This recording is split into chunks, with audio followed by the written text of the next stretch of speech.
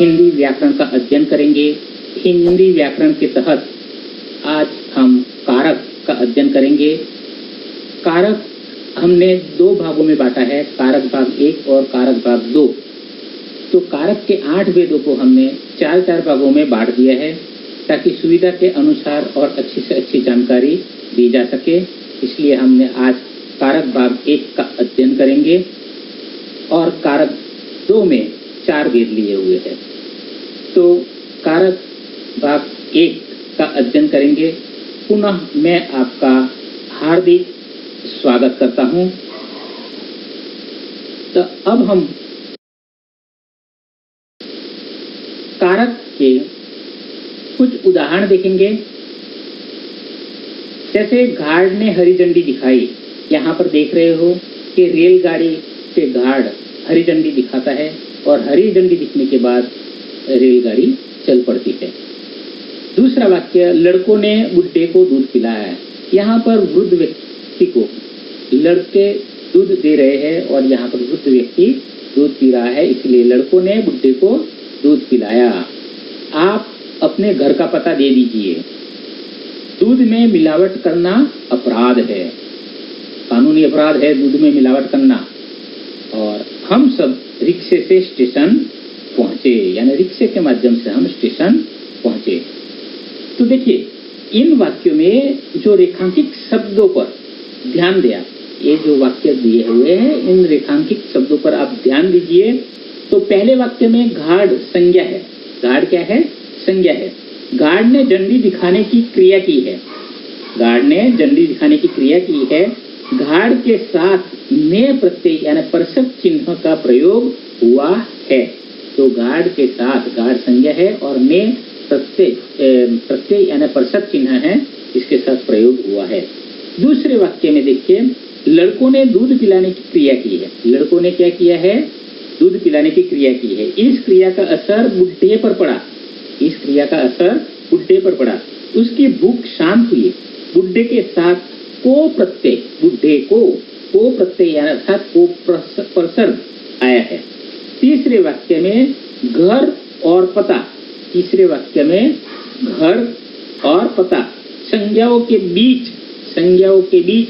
का प्रत्यय यानी परसक चिन्ह, यह घर और पता का संबंध जोड़ता है। घर और पता का संबंध का शब्द जोड़ता है परसक चिन्ह। चौथे वाक्य में दूध संज्ञा के साथ में प्रत्यय है, अर्थात में परसक चिन्ह है। पांचवें वाक्य में रिक्शा शब्द साधन के रूप में है। रिक्शा साधन के रूप में है, इसके साथ से प्रत्यय अर्थात परसक आया हुआ है।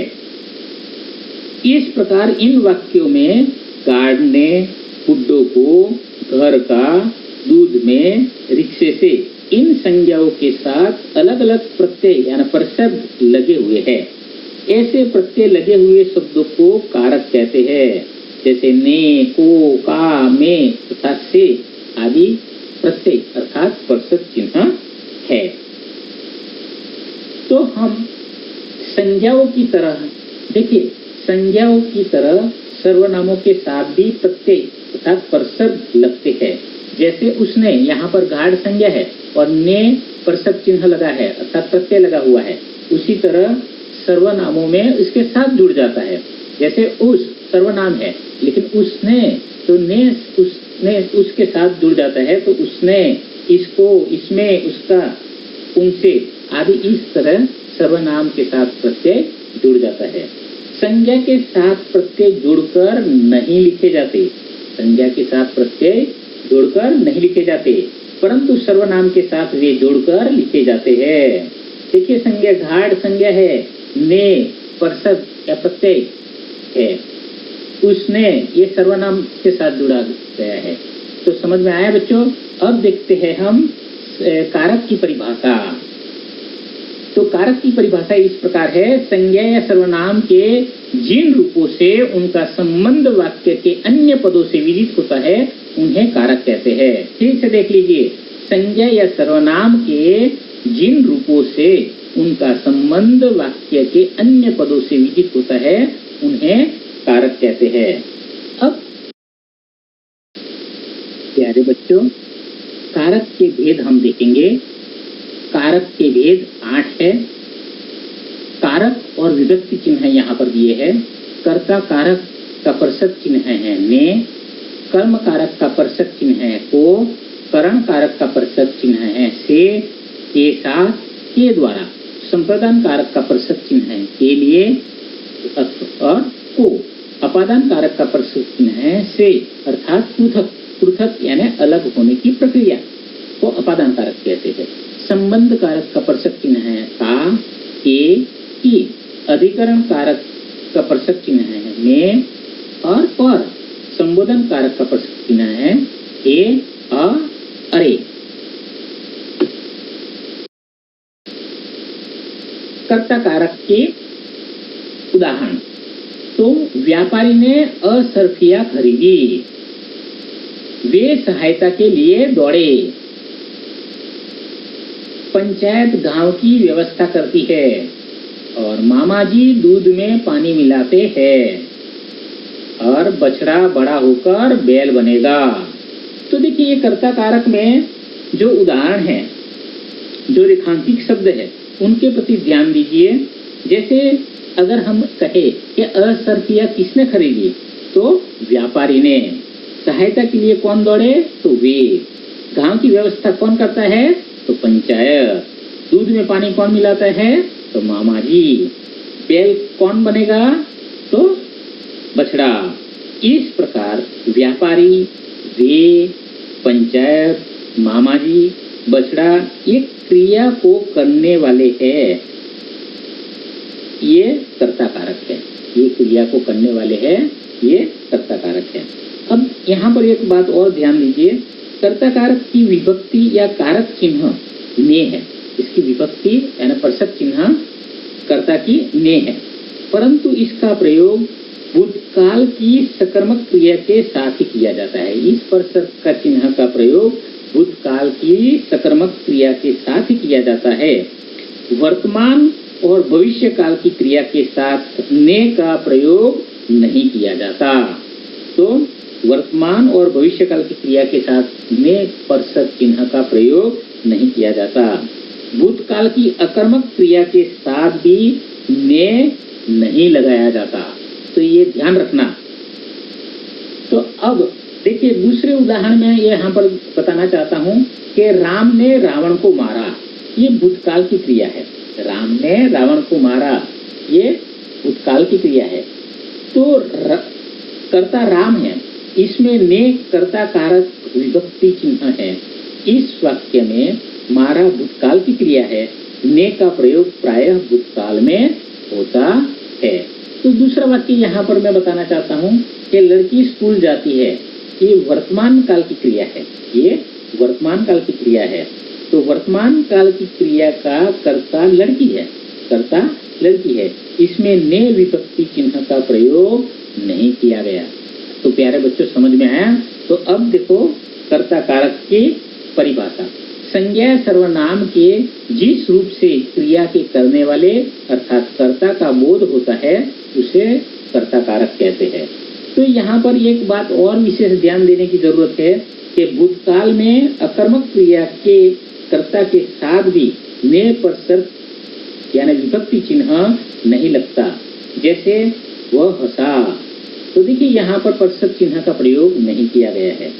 तो वर्तमान काल एवं भविष्य काल की सकर्मक क्रिया के कर्ता के साथ ने परसक यानी विभक्ति चिन्ह का प्रयोग नहीं होता। जैसे वह फल खाता है, तो इसमें भी परसक चिन्ह लगा हुआ नहीं है। कभी कभी कर्ता के साथ को तथा से का प्रयोग भी किया जाता है। कभी कभी ने नहीं होता, लेकिन के और के साथ को तथा से का प्रयोग भी किया जाता है। ऐसे उदाहरण में आपको बताना चाहता हूँ कि बालक को सो जाना चाहिए, बालक को सो जाना चाहिए। दूसरा वाक्य, सीता से पुस्तक पढ़ी गई। तीसरा वाक्य, रोगी से चला भी नहीं जाता। तो यहाँ पर हर बार ने परसक चिन्ह लगे ये भी जरूरी नहीं है। इस अवस्थाओं में कई बार परसक चिन्ह भी बदल जाते हैं। तो वाक्य को ध्यान से पढ़ोगे तो आपको कर्ता कारक समझ में आ जाएगा। तो फिर से कर्ता कारक की परिभाषा देखिए। संज्ञा सर्वनाम के जिस रूप से क्रिया के करने वाले अर्थात कर्ता का बोध होता है, कर्ता का बोध होना चाहिए, उसे कर्ता कारक कहते हैं। अब हम देखेंगे कर्म कारक। कर्म कारक के कुछ उदाहरण देखेंगे। देखिए, गुरु ने अरुणी को बुलाया, वर्षा के पानी ने मेड़ को तोड़ दिया, वर्षा के पानी ने मेड़ को तोड़ दिया। आपने चित्र को देखा होगा, आपने चित्र को देखा होगा। जहां पना मुझे माफ करे, जहां पना मुझे माफ करे। माने मिठाई दी, माने मिठाई दी। इन वाक्यों में देखिए तो बुलाना, तोड़ देना, देखना, माफ करना और देना क्रियाओं का क्रमशः रेखांकित शब्द जैसे अरुणी, मेड़, चित्र, मुझे और मिठाई पर पड़ता है। तो समझ में आया? जो क्रियाएं हैं उनका क्रमशः रेखांकित शब्द अरुणी, मेड़, चित्र, मुझे और मिठाई पर पड़ता है, तो ये कर्म कारक है। अगर मान लो इस वाक्य को इस तरह से देखे कि गुरु ने किसे बुलाया, तो अरुणी को। पानी ने किसे तोड़ दिया, तो मेड़ को। आपने क्या देखा होगा, चित्र को। जहां पना माफ किसे करेंगे, तो मुझे। माँ ने क्या दिया, तो मिठाई। तो देखिए, कर्म कारक की विभक्ति चिन्ह है को, किंतु इसका प्रयोग हमेशा नहीं किया जाता, इसका प्रयोग हमेशा नहीं होता। ऊपर के वाक्यों में चित्र, मुझे और मिठाई के साथ को विभक्ति लगी हुई नहीं है। जैसे मैं उदाहरण बताता हूँ यहाँ पर दूसरा, कि मोहन ने सांप को मारा, है ना। तो इसमें मारने की क्रिया का फल सांप पर पड़ा, अतः सांप कर्म कारक है। देखो, क्रिया करने का फल जिस पर पड़े उसे कर्म कारक कहते हैं। तो मारने की क्रिया का फल सांप पर पड़ा, अतः सांप कर्म कारक है। इसके साथ परसर को लगा है। दूसरा वाक्य यहाँ पर मैं बताना चाहता हूँ, लड़की ने पत्र लिखा, ठीक है। तो लिखने की क्रिया का फल पत्र पर पड़ा, अतः पत्र कर्मक है, लेकिन वहां पर परसर चिन्ह लगा हुआ नहीं है। तो प्यारे बच्चों, समझ में आया? कई वाक्यों में परसर चिन्ह भी नहीं लगता, लेकिन वाक्य पढ़ने से तो आपको समझ में आ जाना चाहिए। तो यहाँ पर कर्म कारक के भी दो भेद है, एक मुख्य कर्म कारक और गौण कर्म कारक। तो कभी कभी वाक्य में दो कर्म आते हैं, है ना। यहाँ पर तो हमने वाक्य में एक कर्म दिया है, लेकिन कभी कभी वाक्य में दो कर्म भी आते हैं। तो एक मुख्य कर्म होता है और दूसरा गौण कर्म। तो देखिए, यहाँ पर मैं ऐसे कुछ उदाहरण बताना चाहता हूँ। ठठेरी ने पिताजी को बर्तन दिखाए, अध्यापक ने गोपाल को आश्वासन दिया। तो पहले वाक्य में पिताजी को और बर्तन दो कर्म है, और दूसरे वाक्य में गोपाल को और आश्वासन दो कर्म है। तीसरा वाक्य देखिए, माँ ने बच्चों को दूध पिलाया, तो बच्चे को और दूध दो कर्म है। तो इनमें प्रत्येक वाक्य में जो शब्द है वो कर्म कारक में है। ये दोनों अलग अलग प्रकार के कर्म है। ये जो दो कर्म दिखे वो अलग अलग प्रकार के हैं। जैसे मैं पूछूं कि ठठेरे ने बर्तन किसे दिखाया, तो पिताजी को। ठठेरे ने पिताजी को क्या दिखाया, तो बर्तन। तो देखिए, यहाँ पर दो कर्म हुए। अध्यापक ने आश्वासन किसको दिया, तो गोपाल को। अध्यापक ने गोपाल को क्या दिया, तो आश्वासन। माँ ने दूध किसको पिलाया, तो बच्चे को। माँ ने बच्चों को क्या पिलाया, तो दूध। तो इस प्रत्येक वाक्य में एक कर्म वह है जिसका उत्तर किसे या किसको प्रश्न करने पर मिलता है। दूसरा कर्म वह है जिसका उत्तर क्या प्रश्न करने पर मिलता है। तो यहाँ पर गौण कर्म इससे कहेंगे किसे या किसको प्रश्न के उत्तर में आने वाला कर्म गौण कर्म होता है। आने वाला, देखिए ध्यान से देखिए, गौण कर्म किसे कहते हैं, किसे या किसको प्रश्न के उत्तर में आने वाला कर्म गौण होता है। गौण कर्म प्राय सजीव होते हैं, गौण कर्म प्राय सजीव होते हैं। इन वाक्य में पिताजी को और गोपाल को, बच्चे को गौण कर्म है, क्योंकि ये सजीव है। और मुख्य कर्म, तो मुख्य कर्म किसे कहते हैं? देखिए, क्या प्रश्न के उत्तर में जो कर्म आता है वह मुख्य कर्म होता है। मुख्य कर्म प्राय निर्जीव वस्तुएं होती है। ध्यान दीजिए, मुख्य कर्म प्राय निर्जीव वस्तुएं होती है। इन वाक्यों में बर्तन, आश्वासन और दूध ये मुख्य कर्म है। तो अब हम कर्म कारक की परिभाषा देखेंगे, लेकिन ये वाक्य को समझना जरूरी है, आपके समझ में आ गए होंगे। अब कर्म कारक की परिभाषा, जिस वस्तु या व्यक्ति पर क्रिया के होने का असर पड़ता है। ध्यान से देखिए, जिस वस्तु या व्यक्ति पर क्रिया के होने का असर पड़ता है उसे सूचित करने वाले संज्ञा सर्वनाम के रूप को कर्म कारक कहते हैं। अब हम देखेंगे करण कारक। तो करण कारक कुछ उदाहरण हैं, जैसे लड़कों ने रेलगाड़ी से यात्रा की। देखिए, यहाँ पर रेलगाड़ी एक साधन है। लड़कों ने रेलगाड़ी से यात्रा की, तो लड़कों ने किससे यात्रा की? रेलगाड़ी से। तो ये रेलगाड़ी एक साधन है।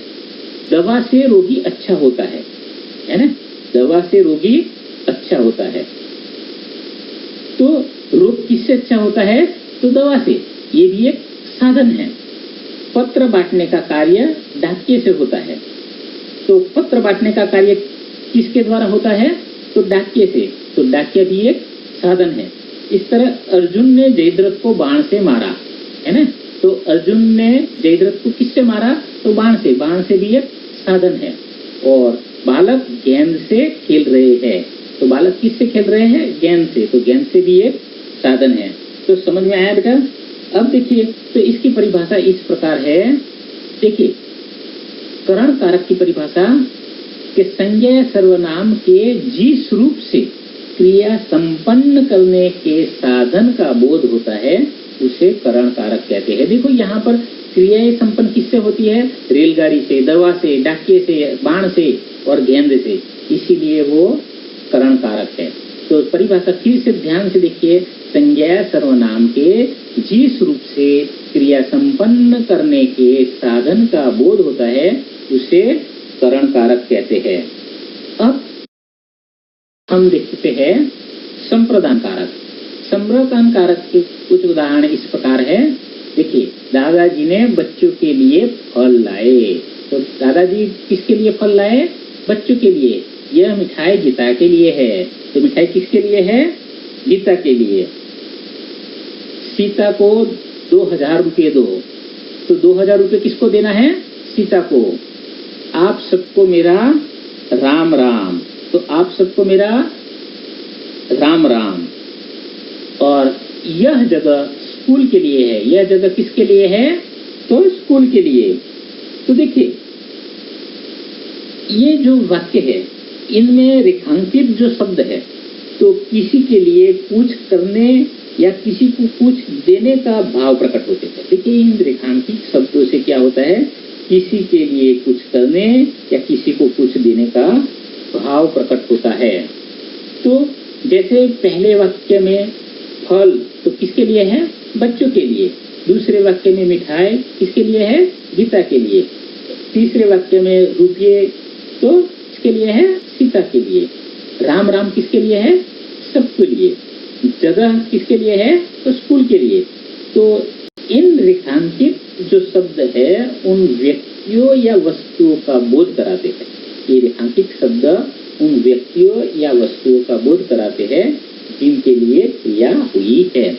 तो ऐसे में कुछ और उदाहरण बताना चाहता हूँ कि स्वास्थ्य के लिए सूर्य को नमस्कार करो। तो स्वास्थ्य के लिए सूर्य ये रेखांकित शब्द है। और दूसरा वाक्य है गुरु जी को फल दो। तो गुरु जी को ये रेखांकित शब्द है। तो कर्म कारक और संप्रदान कारक, देखिए यहाँ पर कर्म कारक और संप्रदान कारक में क्या अंतर है ये ध्यान से देखिए। कर्म कारक और संप्रदान कारक में अंतर यह है कि कर्म कारक का को प्रत्यय अर्थात स्पर्शक चिन्ह क्रिया के फल को दर्शाता है। को क्या देता है? क्रिया के फल को दिखाता है।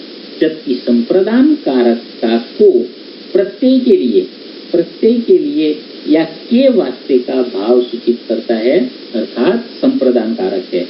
तो संप्रदान कारक की परिभाषा इस प्रकार है। देखिए, जिसके लिए कुछ किया जाए। देखिए ध्यान से, जिसके लिए कुछ किया जाए या जिसको कुछ दिया जाए उसका बोध कराने वाले संज्ञा या सर्वनाम के रूप को संप्रदान कारक कहते हैं। तो बच्चों समझ में आया? प्यारे बच्चों, हमने जो 4 कारक का अध्ययन किया इसका मूल्यांकन करेंगे।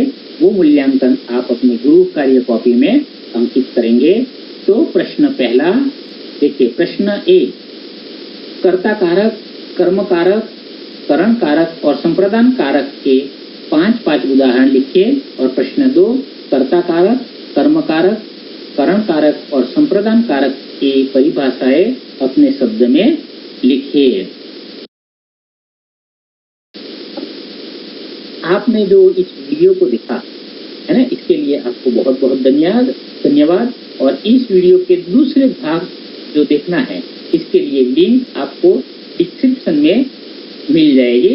इसके जरिए आप दूसरे भाग में जा सकते हो।